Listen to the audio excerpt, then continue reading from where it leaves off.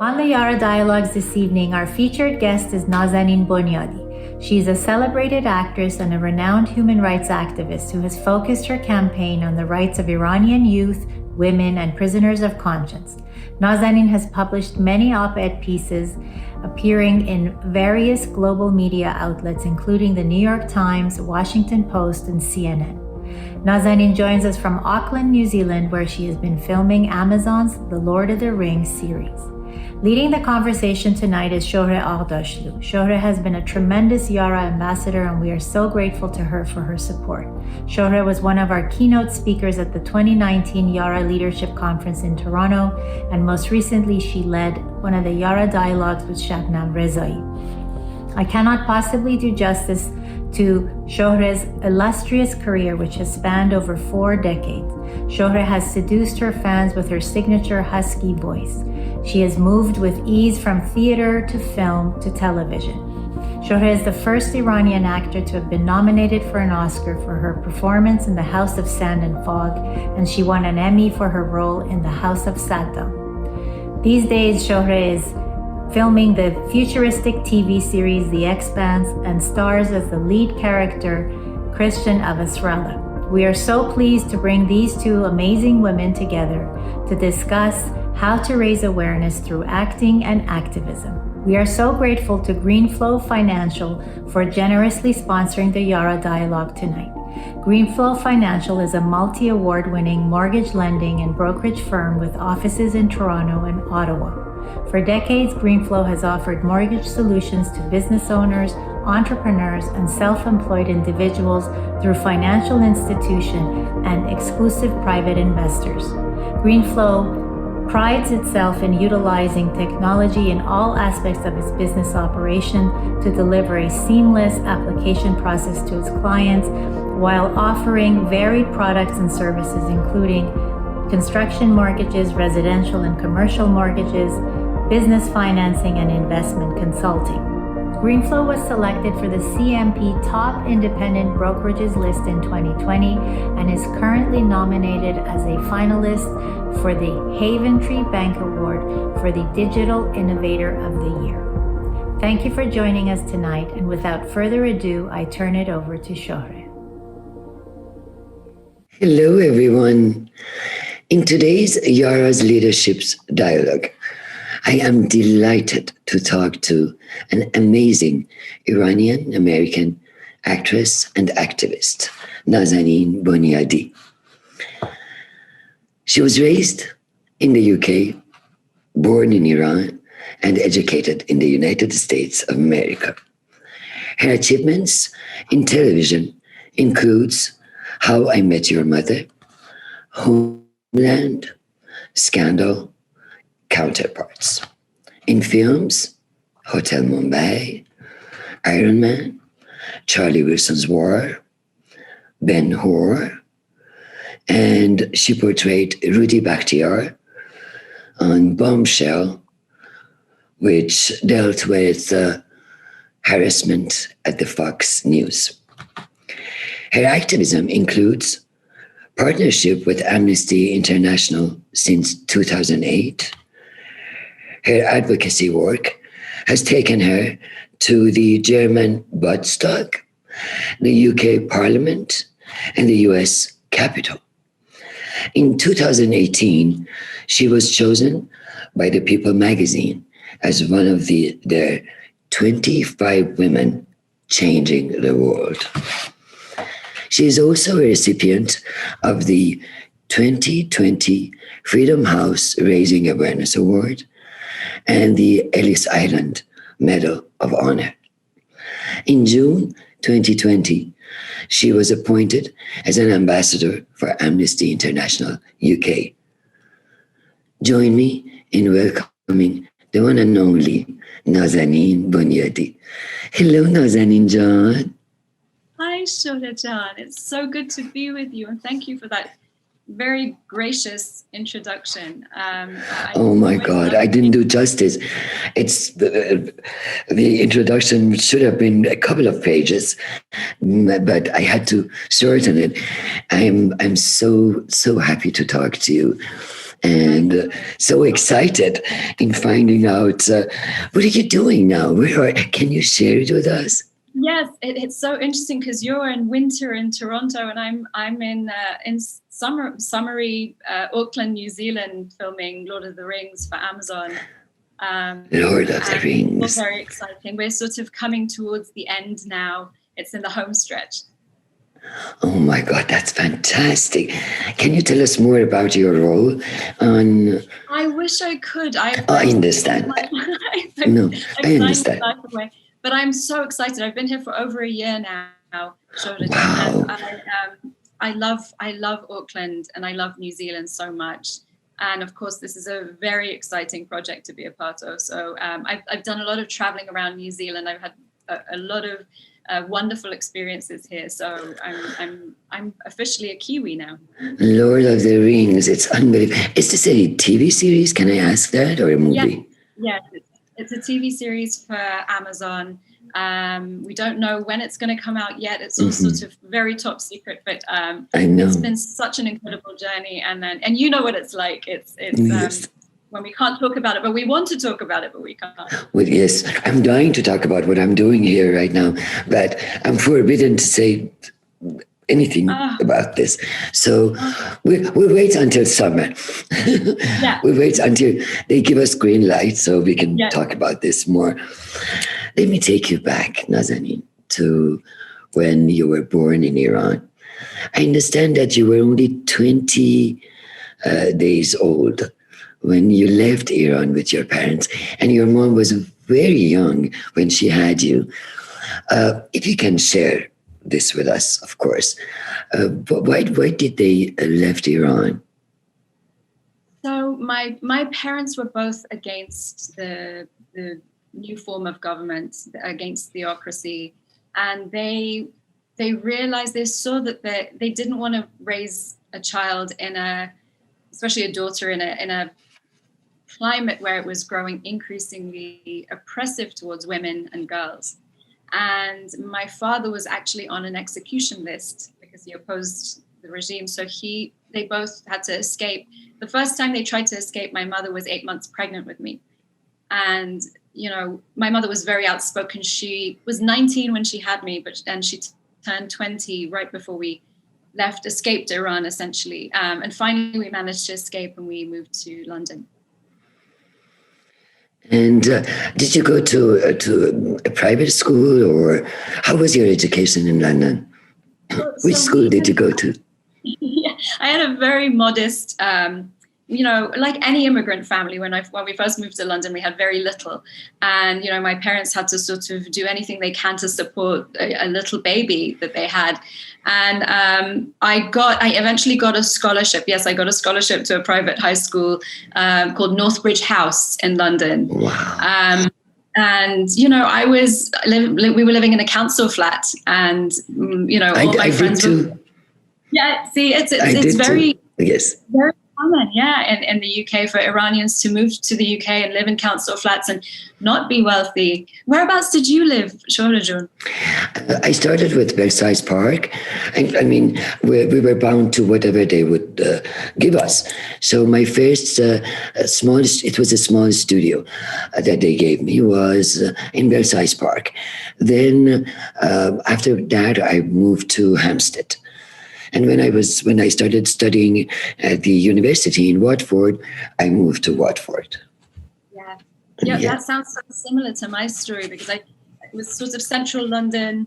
Then I went to Northbridge House, which is in the Regent's Park area. But we moved so much. It was, the Westbourne Grove area, then St. John's Wood, and then... I love St. John's Wood. Yeah, it's beautiful. And then the outskirts, Uxbridge, which is where I got my A-levels. And then I moved to the US for university to study pre-med. I see. Let's go back to London. Getting a scholarship wasn't easy in the UK. You must have studied day and night.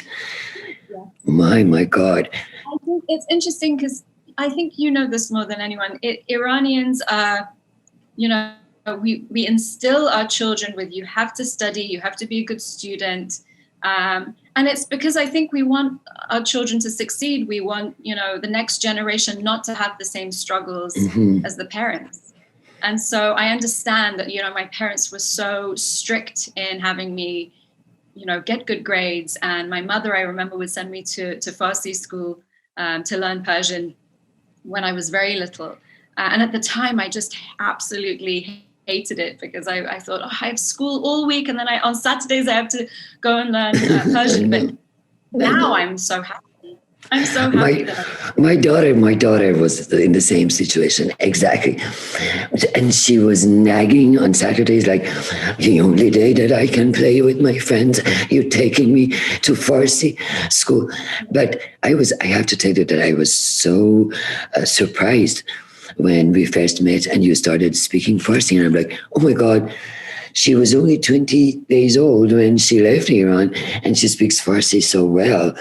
Congratulations. Your parents did a great job in making you to speak. No, it's not hard. But are you happy now that you went to a Farsi school? I'm so happy because I think even in my advocacy work, it's so important to have that connection. If you're talking about something, a culture and a people, that you have to have that connection, and the language is the first line of connection. What made you to pursue higher education in the United States rather than UK? So my mother moved to the US, to Southern California, when I was 14. She was a hairdresser. She is still a hairdresser, a fabulous hairdresser. And she thought that she wanted to build and start a future for me in the States. And instead of moving me with her, she felt like she would go and create a life.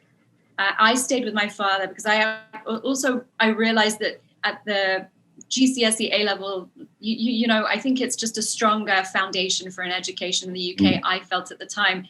And then I would move, and I decided to move when I was 18, 19 to California, to Southern California, to be with my mom, but also to pursue medicine. You're so smart. What a wise young lady. You're absolutely right. That A level makes a hell of a difference in pursuing higher education. They teach you so much. In 2006, you decided to change career paths, switch from science to acting. What happened? I have always been interested in the performing arts. I was in every single, at Northbridge, I was in all the school plays. I played the violin. I did ice skating. I did ice skating performances. The keyboard, the electric keyboard. There were so many things. I just loved the performing arts and music and acting. But I think it was really ingrained in me culturally that I should pursue something academic. And I knew I wanted to help people. I always knew that. But I thought, okay, well, then if you want to help people, you have to be a doctor or a dentist or something along those lines. It just felt like a stable career choice.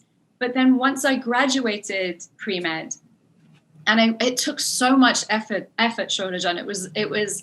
It didn't come naturally to me. I got A's, but it just took so much effort because it's not naturally a part of who I am.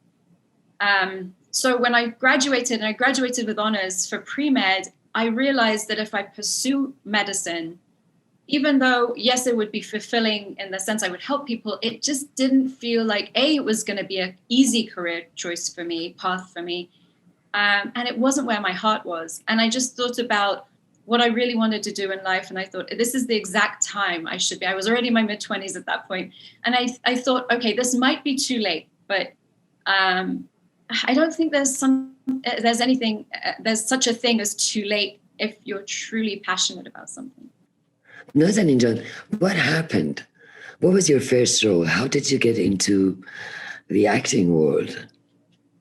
So I basically just started taking acting classes in LA, and I started taking any job I could. I worked for free. I did student films. I created a reel. I went to USC, UCLA, and I said, I found as many student directing students as I could, filmmaking students. And I just said, I want to work with you. Give me something to do in front of the camera so I can create a reel. And I did. I put a little reel together. I got headshots, and I sent it out to as many people as I could, and I got representation. And I think the first couple of jobs, it was really interesting, Shohreh John, because the first couple of jobs I got were sort of small roles in big films. So Iron Man, Charlie Wilson's War. And then the first big sort of, when I say big, I mean continuous over a period of time job that I got was General Hospital. And then there was the stigma of, well, if you're on a soap, then you can't do prime time and then you can't do film. Because back then there was sort of a strict, they boxed you into various art forms. They didn't say, you can do all of it, it's different today. I think TV and film actors go back and forth. But I knew that I had to sort of overcome some kind of ridiculous stigma that existed back then. And so I decided to go to RADA, the Royal Academy of Dramatic Arts, for an intensive course in contemporary drama.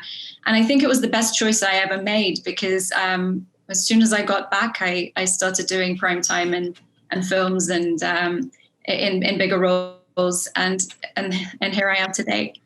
Your choice, as you mentioned, it was an amazing choice. Going to one of the best theater school in the whole world, the acting school, RADA. As a matter of fact, I was wondering, this was in 2009. Yes, it was in 2009, and it was just the intensive course. So it was a 2-month course in contemporary drama, but they pack in so much because it's intensive. So it feels like, a 1-year program condensed into 2 months. That's what it felt like, because you're living and breathing drama school. And it was an experience I never had. And I remember thinking, I don't think I can commit 3 years to drama school at that age. But I think it was such a great decision that I made, and it made me understand what it means to be committed to acting. Wow. And you went back to the UK, to your town, London? Yes. That's right? Yes. Oh my God. And I went there just to study, and then I went back to the US after that. Did you ever go back to Iran? Yes, I went back. I visited when I was 12 or 13. I went for a summer. I went for 2 months with my mother at the time. And it was such a wonderful experience, eye-opening experience. I saw family that I'd never seen, I'd never met before, like my uncle and more distant relatives, cousins. And I just remember thinking, what a beautiful country, what beautiful people. But there was also a sadness, because I remember I had to wear a hijab, and I didn't grow up that way. So it was a bit of a bittersweet, because I understood for the first time what it felt to be oppressed. And I just didn't like seeing that for my counterparts in Iran, my people my age, girls especially. But the rest of it was such an incredible experience that I'll never forget. I can totally understand that. Why do you think it's important to be connected to your roots? I feel like this sense of belonging that, I remember growing up in London, I just always felt different to everybody else. And I as much as I consider myself sort of British in the sense of my upbringing, there was something different about me. Yes, of course, it's the color of my skin, and it's heritage and my parents and how I was raised. But there's a longing to connect to something that that grounds you and places you somewhere, makes you feel like you belong. And I think that was important for me, to see my homeland, to learn the language, to be connected to the culture, the food, the traditions, the poetry. Which reminded me of Homeland, one of the best American TV series ever. How was working on Homeland? It was a dream, Shohreh John. I think it was, the first job that sort of made me realize that I'm committed to this now for my whole life. It was, it's a must. It was a masterclass for me in acting. I learned so much from my co-stars, from the culture that was created. Not every job in Hollywood is equal, as you know very well. That one was a standout for me, from everything from the environment created to the actors, to the material. I mean, how beautiful is it to receive a script and think, wow, this is perfection. Every time it felt like we were delivered a gift. All I had to do was say the words and be and embody the character, and it was such an incredible journey. The Homeland indeed has amazing writers, brilliant writers. Fantastic.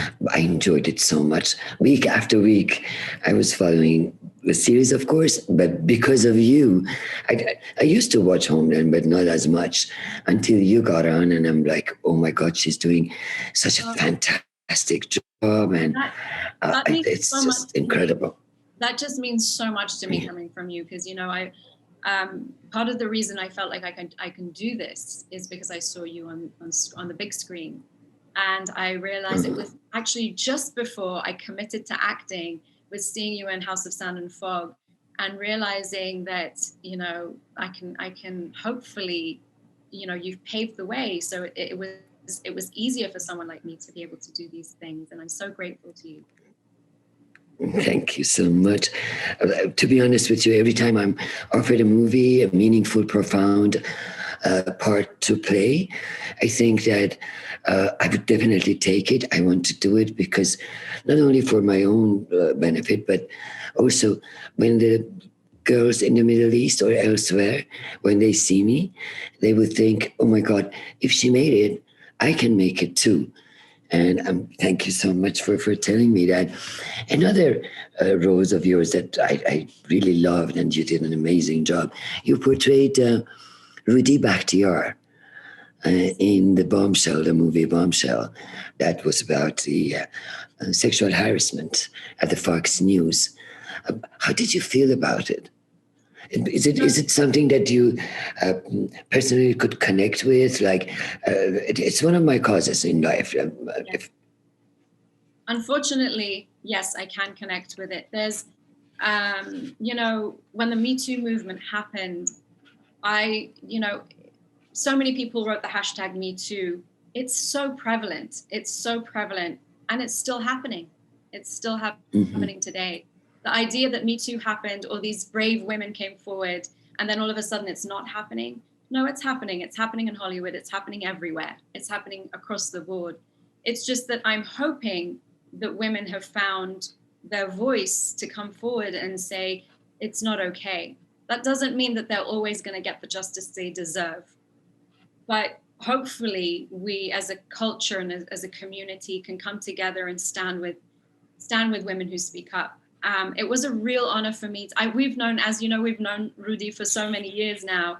It was important for me to get her blessing. I called her before I actually accepted the job. Did you? Yeah. Did you really? Oh my God. I know that she's been very, very happy and proud of your portrayal. But tell us about it. Oh my God, I've never done that before. That makes me so happy, and it's such a relief to me to know that she's happy, because this is such a sensitive subject. I often wonder if an actress I knew accepted to play me, how would I feel in a movie? How would I, to tell a story that is very sensitive? I would want to know. I would want to have that conversation. So I felt obligated to call her and say, I'm about to do a deal on a role in which I play you, and I want you to be okay with it. Are you okay with it?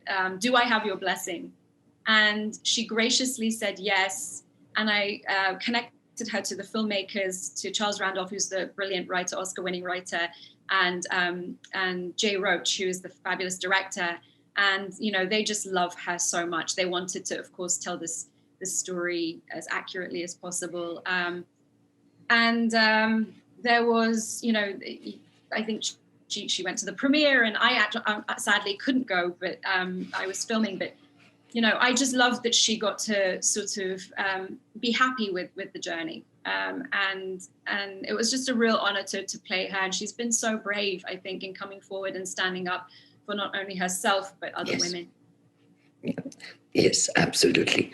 She's another amazing Iranian, powerful woman out there fighting for all of us. Out of all your roles, which one is your favorite? I know it's hard to tell because all these roles are like our children, our babies. But I have one. So I'm wondering which one. Yes. I have to know yours as well. Okay, I'll start and then maybe you can tell me yours. Okay.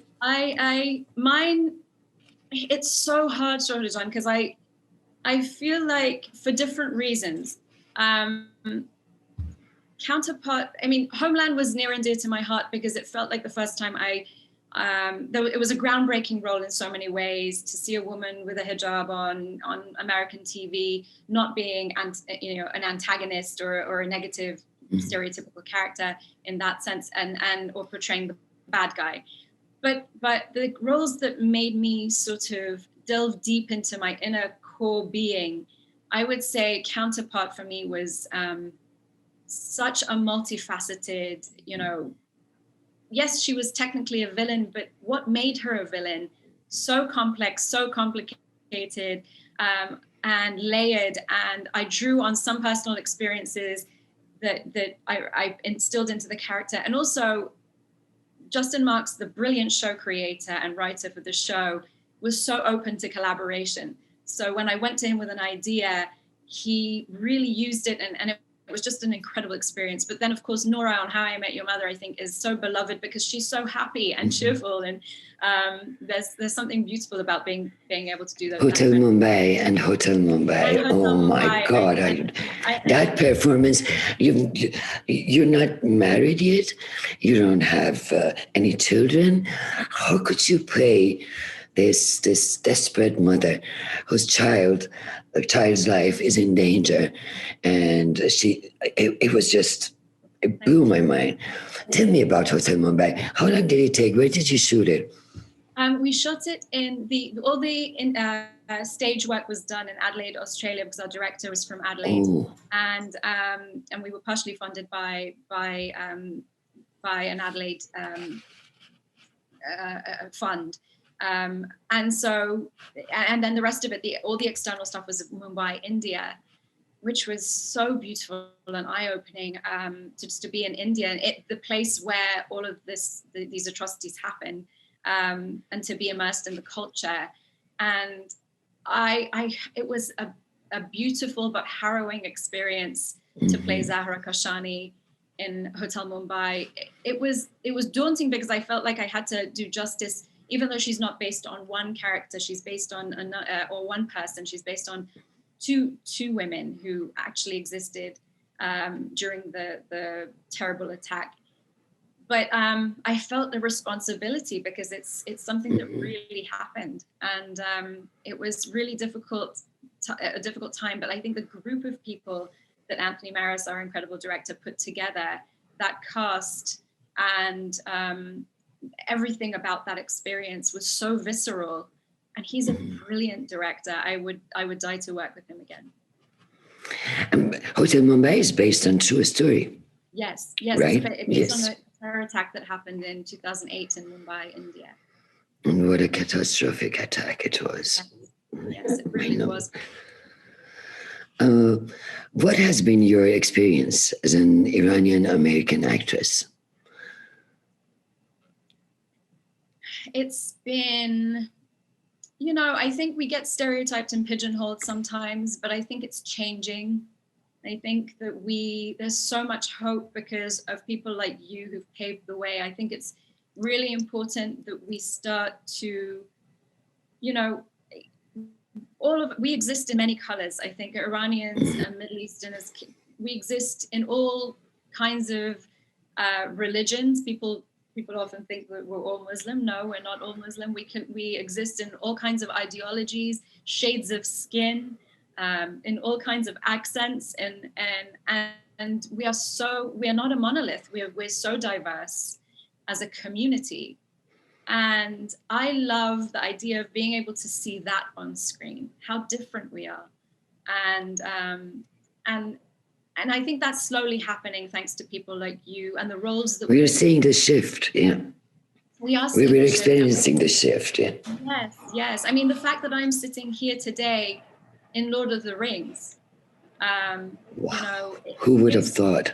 Who would have thought that? You know, it's something that is, you know, yes, of course, I played the Middle Eastern roles for a long time, but there were also the roles like Nora on How I Met Your Mother. There was the role of, you know, Esther in Ben-Hur, and there was the role of, you know, now this, and Claire on Counterpart, that have nothing to do with religion or ethnicity.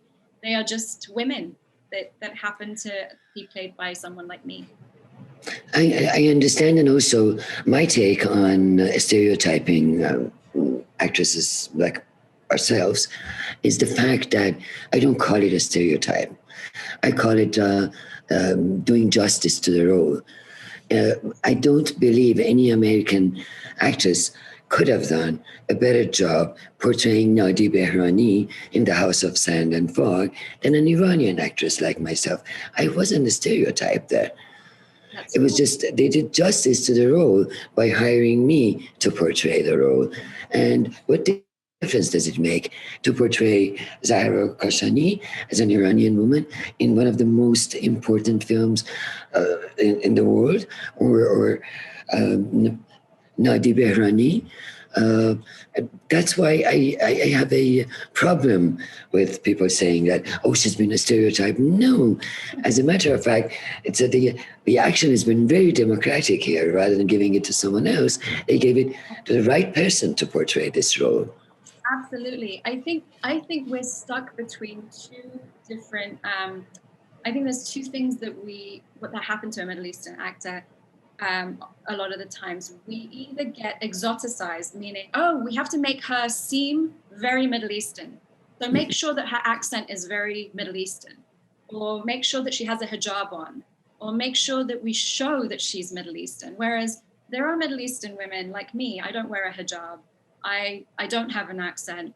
There are all kinds of women, right? And then not just being exoticized, there's also having your ethnicity completely erased. So now she's just a woman. And so let's not bring any attention to the fact that she's Iranian. We're not going to even talk about that. But there's in between, there's this world of women who have a name like Nazanin or like Shohreh, and they're very maybe westernized. They don't wear a hijab. So why do we have to either erase everything about being Middle Eastern or make sure that everything is very Middle Eastern? There are all kinds of Middle Eastern women, and I think celebrating that is very important. It very much depends on the role, of course. Exactly, absolutely. Yes. I mean, I can't imagine Farah Shirazi without a hijab or exactly. Without and so when people say, why do you play these roles? Who else is going to play these roles? You're absolutely right, Shohreh. Exactly. What are your thoughts about Iranian cinema? Do you watch any Iranian films? I do. I'm trying to get more into it, and I think, of course, the big films like A Separation that we don't, everybody's seen and are beloved. But I'm now invested in seeing and learning more about Iranian cinema, because what I have seen has been so beautiful. And I want to make it a point to actually work with Iranian filmmakers, which I've never done. Would you be willing to work with an Iranian filmmaker? Absolutely. I would love to. Of course, the caveat is I can't go to Iran. But if there's a world in which an Iranian filmmaker is making films outside of Iran, I would be very interested. Interesting. I'm sure you know that an Iranian film that also won an award at Cannes Film Festival, The Children of Sun, yes, by Majid Majidi, is up for nominations, the Academy of Television and Arts. Yeah, it's up for a nomination. We don't know yet, but let's cheer for. Yeah, exactly. This is the same director, Majid Majidi, who made the Children of Heaven. Oh, wow. Bachoya Osaman. Amazing, amazing. I haven't seen this film yet, but I'm watching it tomorrow. You're an amazing actress, but also you are a very active activist, I should say, truly. How do you manage to do both and do a great job in both? Being in Bosnia at the same time as you're in New Zealand and back to the US, how do you manage to do this? I know you're young and you have a lot of energy, but again, it's just what you're doing is incredible. You're so kind, Shohreh. I mean, I'm just following in your footsteps. You do it all the time. I think it's in my blood. I don't know how to, there are days where, as we were just talking about earlier, and you know what it's like to be on set until 3 a.m. But then you wake up next morning and you do an interview like this because you believe in helping the community and giving back. It's just in my blood. That it's interesting because I went through a period of time where I thought, I just don't have any more energy. I'm so exhausted from filming. And yet I keep doing the advocacy work. And I ask myself, why? Why am I driving myself crazy with the sleeplessness? And because I don't know how else to be when I get a phone call saying someone is about to be wrongfully executed, or when I get a phone call saying that people are being slaughtered on the streets of Iran for protesting. What else are we supposed to do? You know this as well as I do, that we care and we want to see change. So when I feel tired, I always compare myself to sort of what about the women in Iran who are willing to, get lashes and be imprisoned and be beaten and even be killed to stand up for their rights. So I can't have a few sleepless nights. I can't have a little bit of stress in my life, or the comparison is what keeps me doing what I do. And I think if all of us just did a little bit, it goes a long way. Beautifully said. When did you start your advocacy? I started very early on in my acting career, but I realized that my platform wasn't big enough at the time. I remember standing on street corners with 2-3 of my friends with signs picketing, trying to get attention.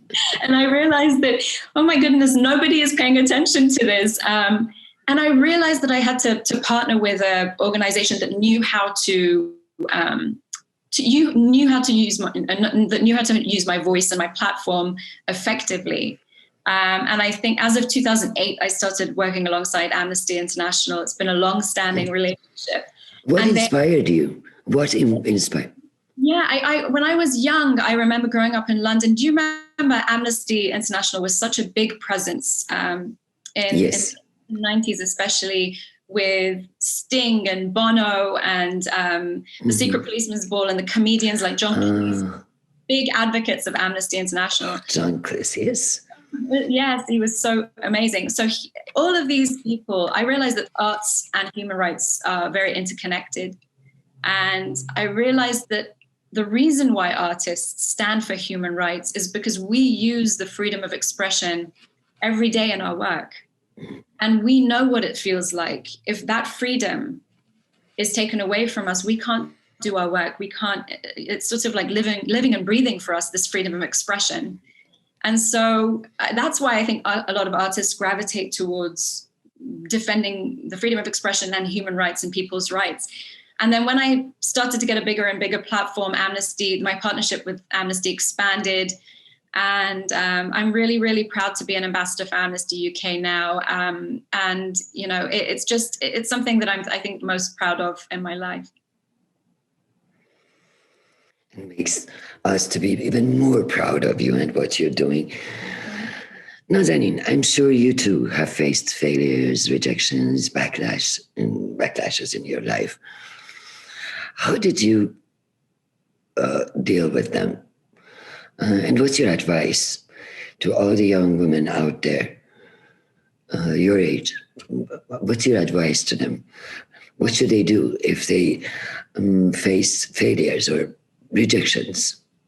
It's so hard because what people don't realize is even with success, as you know, there are still roles that we may want that we don't get. I'm sure there's a running joke of even maybe someone like Meryl Streep or someone who everybody idolizes, has moments where you don't necessarily, the path you don't go down the path that you choose. It's not maybe as straightforward. So no matter how much success you have from the outside, there are still moments of defeat. And I think it may get easier for us the more success we have.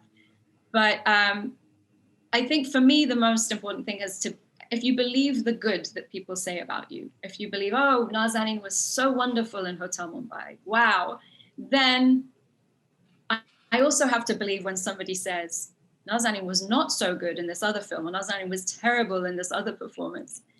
So if you define yourself by the praise, then you're going to start to define yourself by the criticism and the backlash and the rejection. So I think for me, I came to the place where I thought, I have to believe that I can do this myself and not listen to the good or the bad.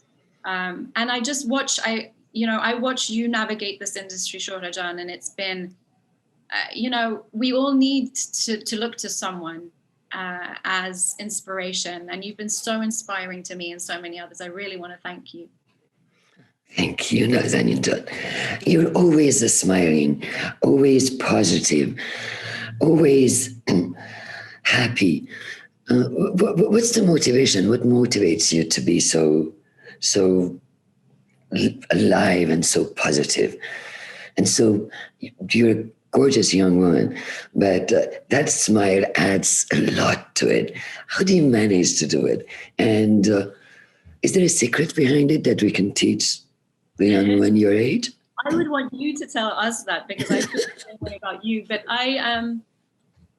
we all have our struggles. I'm not always happy, but I think I have this motto of every day that you feel sad, of trying to find the things that are good in your life.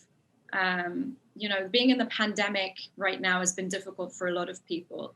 And, even when I talk to my co-stars or my friends back home, everyone is going through their own struggle. I am very fortunate to be in a country, New Zealand, where currently we're COVID-free. We're getting back to level 1 and we just came out of a lockdown, but we are very fortunate. And I keep going back to sort of the positives that remain in my life as a constant. And I think we can choose to look at things as glass half full. That's exactly where I was going. My God, yes, half glass full, absolutely. Let's get to some fun questions. What is one thing that people don't know about you? Like, I give you an example. What people don't know about me is that my red line is nagging. When someone starts nagging, I'm like, stop nagging and do something about it. Although I'm very patient, but as soon as they get into nagging or becoming repetitive in saying the same thing over and over, what's one thing that people don't know about you? So I can give you a couple of things. One of them is my reaction time. I have this incredible reaction time to things. And by that, I mean, for example, I'm having sushi at a restaurant and the chocolate falls and I will catch it midair. I will just catch it. I won't even look at it. And people, this has happened to me a number of times where something is falling and I don't even look at it. I just catch it. Or something is thrown in my direction and I don't even know that it's coming, but I'll catch it. And my friends sort of have clocked that and have realized that about me. So it's a bit of a joke now that like Nazanin just catches things very quickly. The one thing that, maybe people already know this about me, but anytime I see anyone sort of being treated unfairly in front of me, I can't stand that. If somebody is doing something wrong to somebody else in front of me, this smile and this happy person goes away very, very quickly. And I will stand up for that person in 2 seconds. I cannot tolerate injustice. Yes, because you don't look like someone who would meddle. No, when you start, people would be, wow. Yeah, Wow. and I think so shocked. I think that's the thing that people don't know about me. People think I'm this sweet, lovely, Yeah.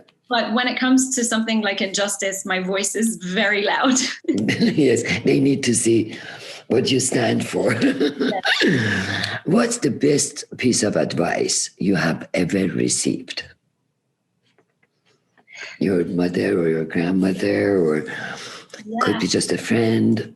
Yeah, I think my mother told me when I was very young to compromise and be, to be able to sort of compromise on everything, but never to compromise on my integrity. So she said, this is the key. You can, compromise on everything else in life, but never your integrity. What a beautiful advice. My love and regards to your mother. She's done an amazing job. If you could portray anyone in the world, who would you like to play? What is your favorite role that you haven't played so far? Yeah, I mean, I've always been drawn to period pieces. I love period pieces. I would absolutely love to play some kind of a Persian warrior, princess or queen. I think that would be so much fun. Oh. A warrior, a strong female Iranian leader a Persian leader from history. I think that would be so much fun. That I think is my dream. You'd be perfect for Ghorda Farid or Tahmine in the Book of the Kings, Shahnameh. My God, if one day. Hold on, let's do this together. I'm dying. We should do it. It's such a huge project. It's really hard to sort of make executive producers to understand that this would be this is truly an equal to Lord of the Rings or other giant larger than life movies or TV series. Let's work on this. Let's work on Shahnameh. It's amazing. And you'd be perfect for Ghorda Farid, the daughter of Iran. Oh my God. I can totally see you with those beautiful eyes, and oh my God. I wish that we could do it one day. What is your favorite country to visit and why? Oh, this is such a good Mine question. is Paris and Rome, because in Rome, no matter what, I feel like I'm in love, regardless of the truth.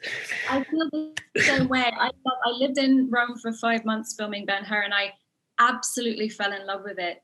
I also love Florence. Have you been to Florence? Yes, I've spent, yeah. I'm torn though, because I recently went to the South Island of New Zealand, and that Queenstown area, Milford Sound, and it's out of a fairy tale. I mean, I don't know how to explain it, but Rome, I also just absolutely love Rome. So I loved my time in Rome, and Franschhoek and that area in South Africa. There's so many. We're so lucky doing what we do, aren't we, Shohreh? Yes, honestly, yes. That takes us to the far, far places that we may not have had a chance to visit if we were just living, a normal life, I should say. Yes. I'm going to coach you, Nazanin, and I love what you said. You once said, I always say that as an actor, I get to portray the human condition. But as an activist, I get to change the human condition. Wow, what an amazing, amazing thing to say. What comes first for you? Which one is closest to your heart? Oh, it's such a difficult question, because I think they're equally important. The reason I say that is because as an artist, there is a visceral way that you can bring something to life that sometimes just doing a speech in front of people doesn't have the same effect. when you're impacting an audience through art, it can create dialogue in a way that speeches can't, writing an article can't. So I think it's really important. There's two very different sides to me. One is I love addressing lawmakers and people who are actually creating change in the world, and hopefully impacting their decisions and trying to help form policies and change. But then the other side of what we do is so important, which is raising awareness, creating dialogue through the art, through the actual art that we do. So I can't imagine my life without either one. I agree with you 100%. It's interesting, when I studied political science in the UK, I wanted to become a politician. I had no desire to go back to the theater world, neither cinema. But then a dear friend of mine, Parvis Cordon, offered a role in a play. And it was a political play called The Rainbow. I read it, and all of a sudden it dawned on me that, like, wait a second, maybe I could be even more helpful by portraying what is happening to my people in Iran rather than turning myself into a politician, and try to do both at the same time. I totally agree with you. I love you, Nazanin. And I am so proud of you and what you stand for as an Iranian, American, international, young woman, actress, and activist. I'm so grateful. I'm so proud of you. Thank you. Thank you for talking to me, for Yara's Dialogue. And this has been such an inspiring interview, talking to you. And I hope young women out there would enjoy it as much as I did, and I'm sure that they will. And we all want to follow your steps. You lead us, and we will just follow you, Nazanin Jan. That means so much to me, coming from you, Shohreh Jan. I'm always awe-inspired by you, and I'm so grateful for your friendship, for your mentorship, for your leadership. And it's been an honor to speak to you today and to be with all of your viewers. Thank you. Kudos to your family, especially to your amazing mother, who's raised such an amazing young lady like yourself. Thank you. Thank you so much. Thank you, Nazanin Jan. Take care of yourself. Thank you. You too, Shohreh Jan. Bye, sweetheart.